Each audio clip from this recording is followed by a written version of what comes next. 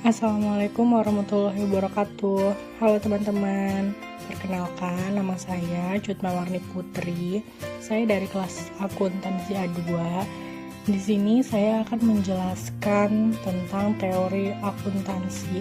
Salah satunya itu signaling theory atau biasa disebutnya dengan teori persinyalan. Sebenarnya apa sih teori persinyalan itu? Signaling theory atau biasa disebut teori persinyalan adalah sinyal-sinyal informasi yang dibutuhkan oleh investor untuk mempertimbangkan dan menentukan apakah para investor akan menanamkan sahamnya atau tidak pada perusahaan yang bersangkutan. Signaling theory berakar pada teori akuntansi pragmatik yang mengamati pengaruh informasi terhadap perubahan perilaku pemakai informasi. Teori sinyal atau signaling teori didasarkan pada asumsi bahwa informasi yang diterima oleh masing-masing pihak itu tidak sama. Teori ini berkaitan dengan asimetri informasi yang mana menunjukkan adanya asimetri informasi antara manajemen perusahaan dengan pihak-pihak yang berkepentingan dengan informasi.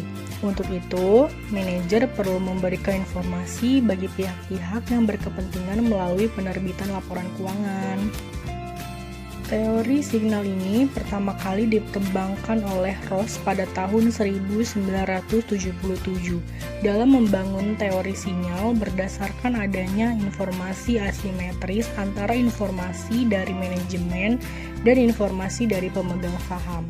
Sinyal adalah proses yang memakan biaya berupa deadweight costing yang bertujuan untuk meyakinkan investor tentang nilai perusahaan. Sinyal yang baik adalah yang tidak dapat ditiru oleh perusahaan lain yang memiliki nilai rendah karena faktor biaya. Menurut para ahli, teori sinyal atau signaling teori adalah sebagai berikut. Yang pertama dari T.C. Melewar tahun 2008 halaman 100 menyatakan teori sinyal menunjukkan bahwa perusahaan akan memberi sinyal melalui tindakan dan komunikasi. Perusahaan ini mengadopsi sinyal-sinyal untuk mengungkapkan atribut yang tersembunyi untuk para yang berkepentingan. Yang kedua, menurut Eugene F. Brigham dan Joel F. Houston pada tahun 2009 pada halaman 444 menyatakan bahwa teori sinyal adalah teori yang mengatakan bahwa investor menganggap perubahan dividen sebagai sinyal dari perkiraan pendapatan manajemen. Dan yang ketiga nih teman-teman, ada menurut dari Jamaan tahun 2008 yang mengatakan bahwa teori sinyal itu bagaimana seharusnya sebuah perusahaan memberikan sinyal kepada pengguna laporan keuangan. Sinyal ini sebenarnya berupa informasi mengenai apa yang sudah dilakukan oleh manajemen untuk merealisasikan keinginan pemilik. Dari pengertian yang sudah saya jelaskan, dapat disimpulkan bahwa teori sinyal atau signaling teori ini membahas bagaimana seharusnya sinyal-sinyal atau informasi ini memberikan keberhasilan dan kegagalan manajemen yang disampaikan kepada pemilik. Sinyal-sinyal informasi tersebut dapat diberikan melalui laporan keuangan perusahaan. Manajer memberikan informasi melalui laporan keuangan bahwa mereka menerapkan kebijakan akuntansi konservatisme yang menghasilkan laba yang berkualitas. Kebijakan akuntansi tersebut merupakan prinsip yang mencegah perusahaan melakukan tindakan membesar-besarkan laba dan membantu pengguna laporan keuangan dengan menyajikan laba dan aktiva yang tidak overstep.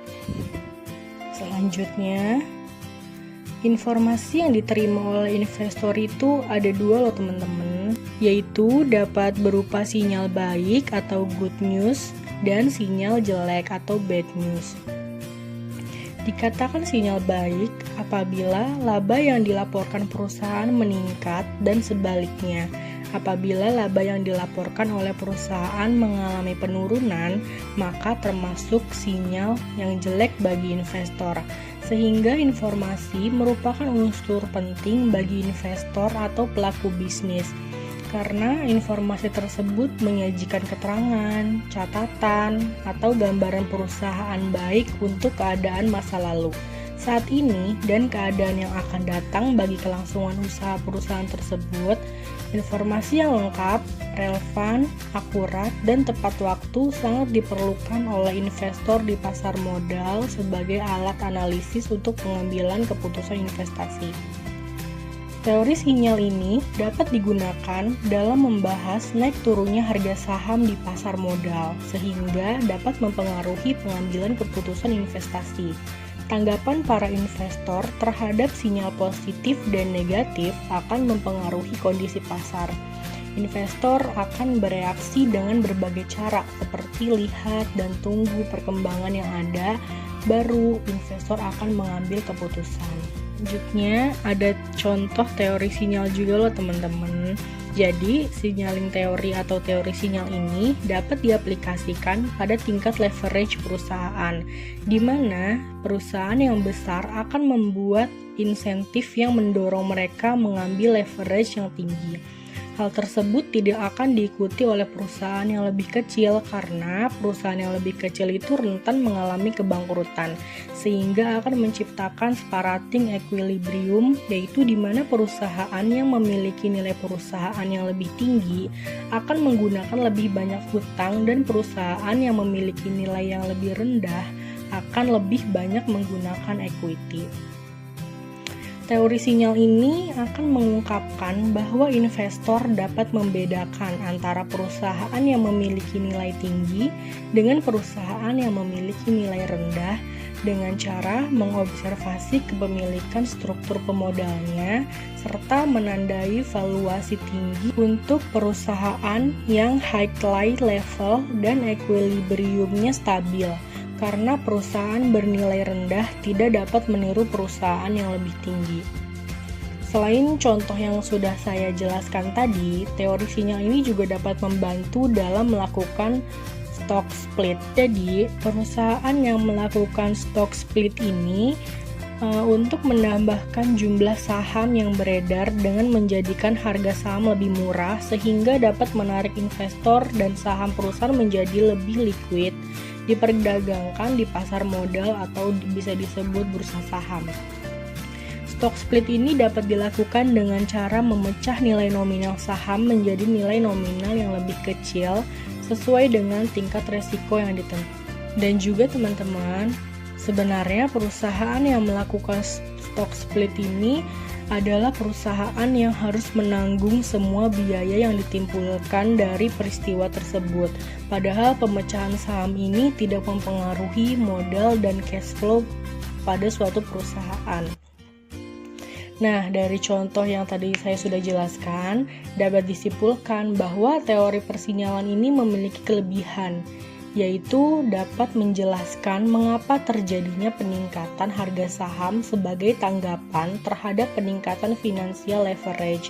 Sedangkan kelemahan teori ini adalah teori ini tidak dapat menjelaskan hubungan kebalikan antara profitabilitas dan leverage, serta tidak dapat menjelaskan mengapa perusahaan yang memiliki potensi pertumbuhan dan nilai intangible aset tinggi harus menggunakan lebih banyak hutang daripada perusahaan yang tangible aset tinggi yang tidak menggunakan hutang.